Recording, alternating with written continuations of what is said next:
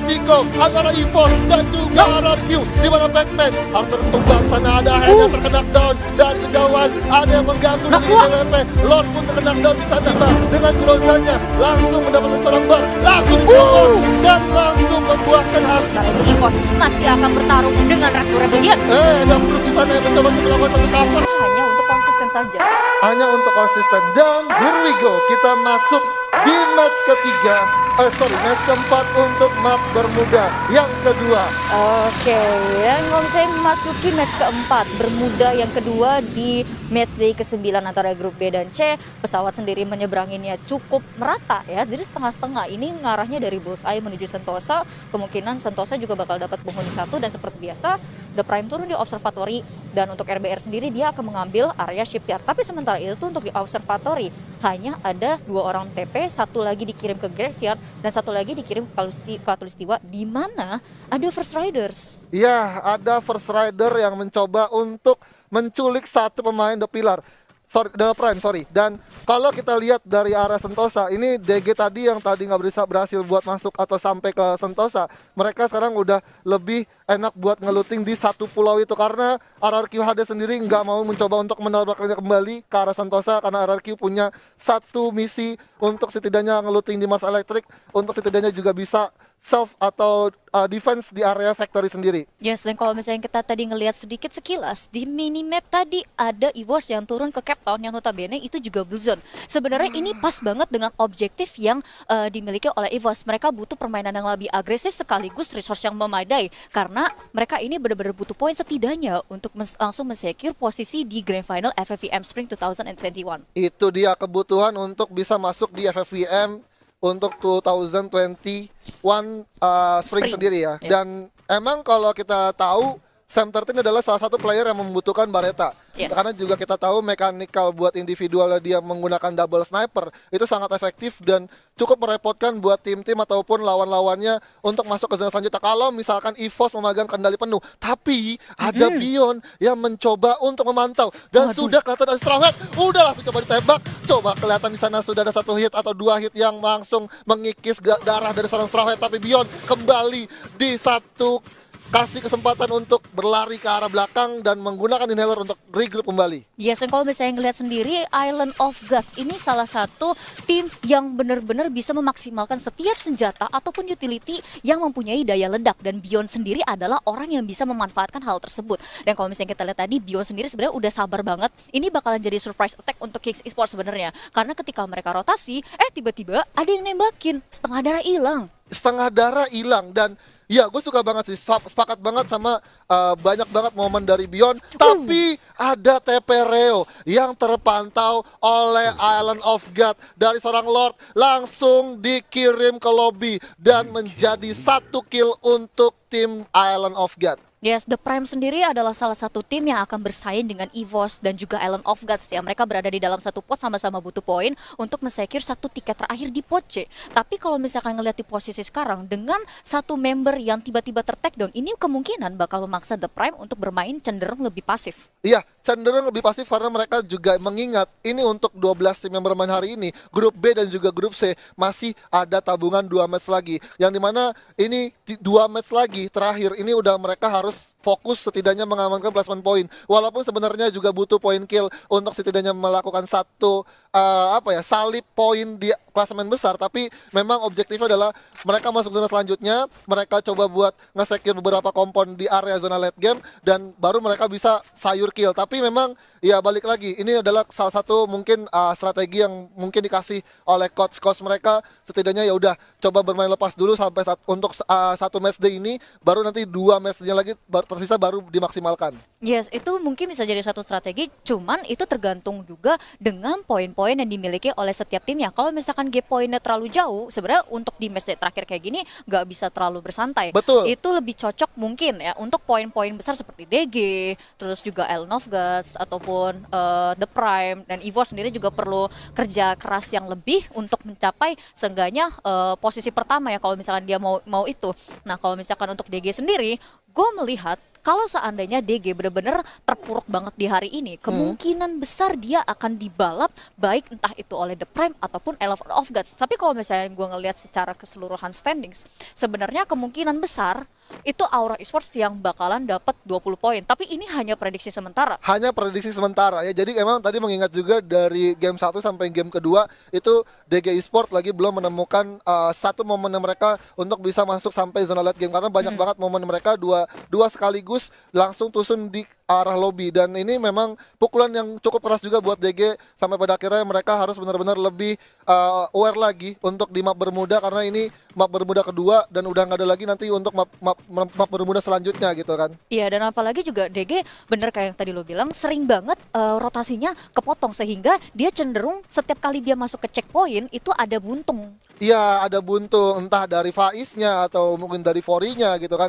Cuman nggak apa-apa, ini masih panjang, masih ada 2 match tersisa lagi, jadi masih bisa untuk dimaksimalkan untuk kedua belas tim yang bermain hari ini. Dan kalau kita berbicara poin klasemen grup kecil itu mereka tipis-tipis, walaupun sebenarnya DG dan RRQ menjadi salah satu tim yang mempunyai poin tertinggi. Tapi banyak cerita kalau misalkan mereka untuk hari ini mereka bisa cuma dapetin 10 poin atau mungkin 7 poin, itu akan menjadi salah satu PR juga terberat buat RRQ dan juga DG kalau misalkan di 2 match date terakhir mereka belum nggak perform, nggak maksimal gitu. Iya, tapi kalau misalnya kita ngomongin soal RRQ ya, dengan masuknya player baru yaitu RRQ Ocean, sebenarnya gue menunggu ini warna apa yang bakalan mereka bawa. Apalagi kalau misalnya kita ngelihat track record di FFM Season 3 Divisi 1, RRQ sendiri dengan adanya Chanzu, mereka sudah perform seluar biasa ini. Itu. Apalagi ada Ocean.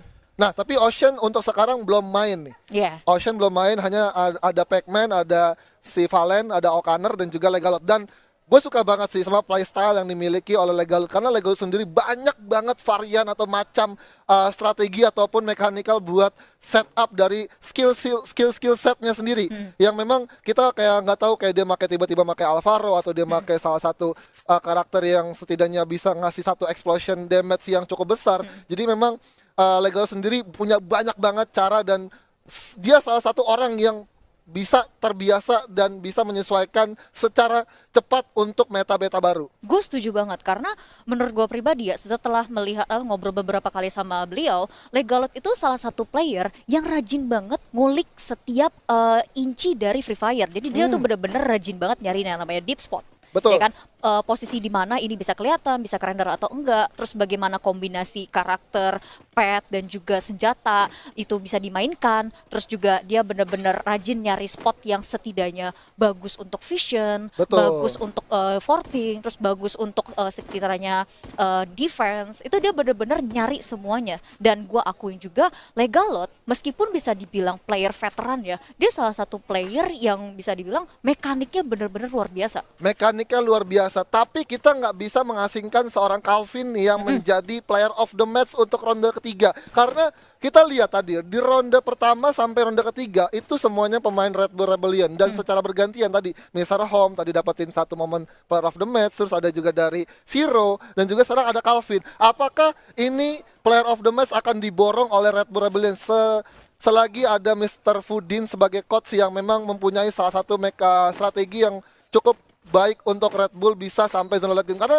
tadi gue lihat bagus banget sih komitnya dari Red Bull, terus setup pushnya mereka untuk ketika lihat satu orang atau satu tim yang ada di depan mereka dia langsung hajar, dan itu memang secara objektif juga mereka bisa memanfaatkan momentum untuk masuk ke zona late game selanjutnya, dan beberapa kompon yang bisa dia manfaatkan itu baik banget.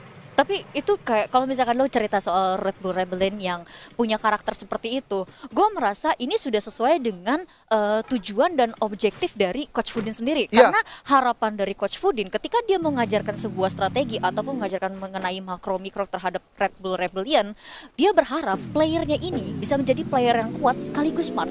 Iya, kuat dan sekaligus smart, itu gue setuju banget. Dan kita bakalan melihat updatean zona selanjutnya yang dimana hampir mendekati bibir zona. Tapi EVOS bakalan coba mampir dulu ke arah rumah RRQ di arah Mars Electric dan sudah ada terdengar kaleng. Dan di sini harus berhati-hati satu pemainnya. Dan ternyata Joker pun juga di area hanggar harus terkena down, tapi masih bisa untuk di revive. Ada 4 chrono yang bakal langsung coba diaktifkan oleh tim EVOS Esports, langsung berhadapan dengan RRQ, tapi bakalan coba ambil satu keputusan untuk lari dengan vehicle-nya, menghindari tembakan panas yang dimiliki oleh RRQ Hades. Ini menurut gua keputusan yang sangat bijak dari EVOS. Kenapa? Karena untuk dari Mars Electric sendiri, RRQ sudah ada di sana dalam waktu yang lama. Jadi resource sudah dikumpulkan dan mereka juga sudah set up visionnya. Tapi kalau misalnya kita sini dari Omak juga sudah berhasil mendapatkan Dix, TP, ini bakalan buntung banget.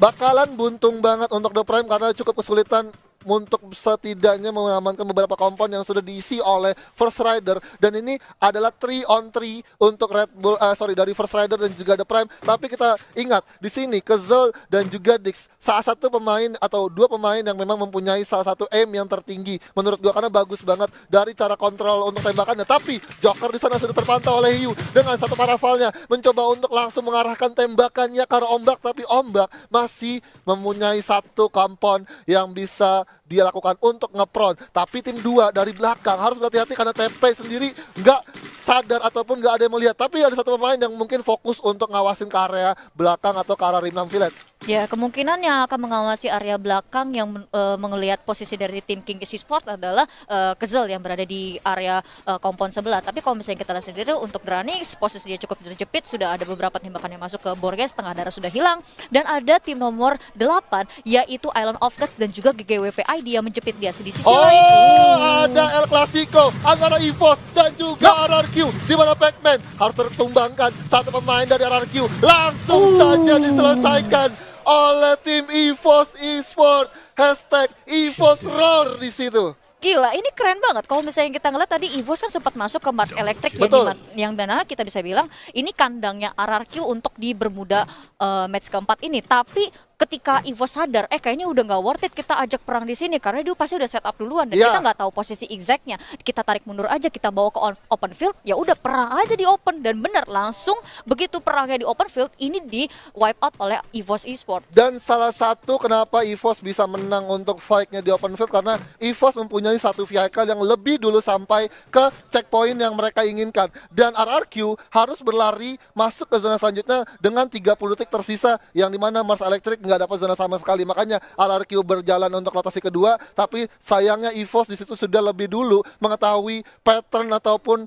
jalan yang digunakan oleh RRQ untuk setidaknya masuk zona selanjutnya. Dan akhirnya EVOS berhasil mengamankan satu squad tanpa adanya kehilangan satu anggota pun. Ya, kalau misalnya kita lihat tadi untuk pertarungan antara EVOS dengan RRQ juga tidak terlalu mengeluarkan banyak keringat ya. Di satu sisi EVOS juga sudah siap. Betul. Dan juga dari RRQ juga karena mereka sudah keburu capek lari-lari, akhirnya dihantam oleh EVOS. Tapi ada EVOS ketemu lagi sama Dragon Phoenix, di mana sudah ada Borgai dan juga Razor yang harus tersungkur, di mana masih ada seorang Maung dari kejauhan menggunakan satu AUG-nya langsung mengarah ke arah Mr. 05. Dranix sudah harus kehilangan 3 anggotanya. Maung pun udah nggak punya pilihan, bakal coba berlari ke arah Clock Tower. Tapi hati-hati, Clock Tower sendiri ada kekuasaan dari Island of God. Tapi Sam 13 lagi dan lagi kapten dunia akhirat dengan baretanya menunjukkan bahwa dia salah satu sniper the best.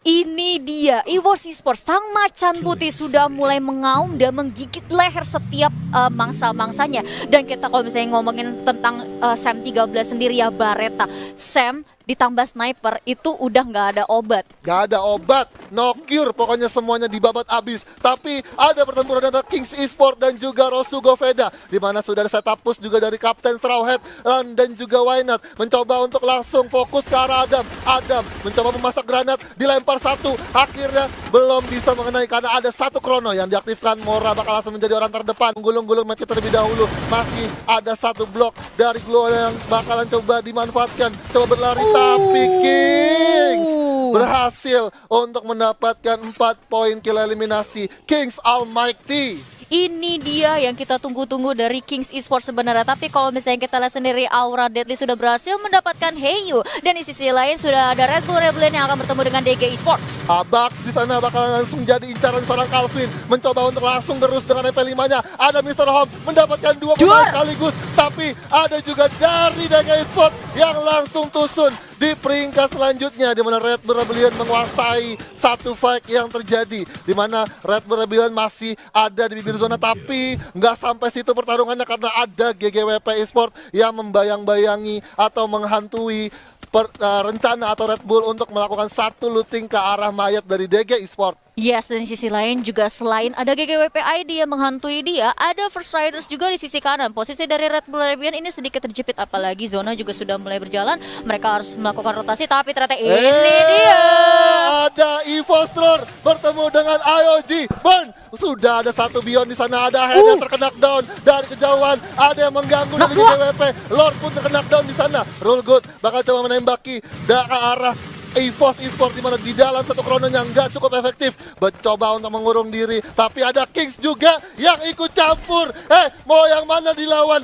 EVOS sudah kelimpungan, masih ada 10 kill yang dikantongi. Sudah ada Sam 13 yang mencoba untuk menembaki seorang kapten dari Straw Hat, di mana satu orang tertumbangkan. Mr. Ari mendapatkan seorang Rule Good dengan satu pelontarnya. GGWP bakal coba mendekat. Ini akan jadi panas banget. 4 tim bakal langsung pecah war. Ada seorang Bion yang masih selamat. Hand cannon bakal coba dilepaskan oleh Sam 13, belum mengenai seorang Evol. Masih ada satu keluar yang langsung diantisipasi. Aura Deadly dari arah kejauhan menggunakan AWM-nya berhasil mendapat seorang Why Not, tapi EVOS masih cukup kuat, masih set up landman untuk orang-orang yang ingin langsung nusuk ke jantung pertahanan dari EVOS Esports. Dua orang dari Mr. Ari dengan satu buah peluru pelontarnya langsung mengendak down dua orang EVOS, tapi masih bisa untuk di revive. Masih ada banyak sekali geluan yang dipasang.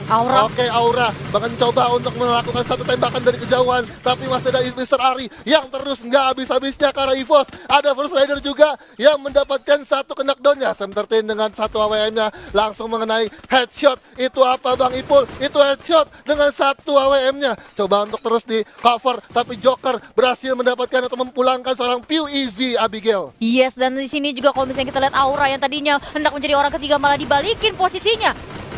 Sudah ada Mr. 05 dengan Grozanya langsung mendapatkan seorang bar, langsung diterobos dan langsung membuahkan hasil. Dua pemain dari GGWP harus dipulangkan. 13 poin kill berhasil diamankan oleh EVOS Esports. EVOSROR, gimana Meron sudah harus kesulitan karena sudah terpojok posisinya, tapi ada First Rider yang bertempur dengan Aura Esports, gimana Aura Fire, ada seorang Guns yang bakal langsung 1v1 dan Joker dengan kemampuan double vektornya berhasil menyelesaikan fight-nya, tapi ada lagi dari The Prime yang nyelonong langsung dimanfaatkan dengan baik oleh Joker. Yes, dan sementara itu Joker juga sedikit kesulitan karena dia tersisa sendirian, dan GGWP Esports akan tereliminasi di posisi kelima. Sementara itu EVOS masih akan bertarung dengan Red Bull Rebellion. Ada Frus di sana yang mencoba untuk melakukan satu cover, tapi masih bisa diantisipasi oleh seorang Street. Tapi masih ada Calvin dari kejauhan mencoba 1v1. Ada Sam 13 dengan satu utility-nya menggunakan satu snipernya, mencoba membackup, mencoba untuk melakukan revive. 4 orang sekaligus dari EVOS langsung diselamatkan oleh sang kapten kita, Sam, kapten dunia akhirat. Dan Mr. 05 mendapatkan confirm kill untuk Zero, tapi pecah keluarnya. Calvin berlari ke arah belakang, mencoba memanfaatkan satu patahan, masih bisa selamat walaupun hampir terkikis dan face-nya sudah hancur. Zona sudah berjalan, udah sakit dan tereliminasi untuk Red Bull Rebellion. 3 tim tersisa, di mana First Rider masih aman di satu batu besar, tapi EVOS harus terkurung di balik satu bendungan abu. Mencoba untuk masuk, terobos tapi cukup terlalu jauh. First Rider harus tereliminasi. Masih ada King Esports Almighty. Oh my god, hasta la vista untuk King Almighty. Berhasil buya once again, 2 kali untuk minggu ini. Udah ada King Esports yang berhasil buya dengan baik, memanfaatkan zona selanjutnya untuk bisa menataki lawan-lawannya yang cukup kesulitan di luar zona. Yes, dan ini adalah permainan yang sebenarnya ditunggu-tunggu dari Kings Esports ya. Notabene isi pemainnya adalah pemain-pemain yang bisa dibilang yang sudah berpengalaman.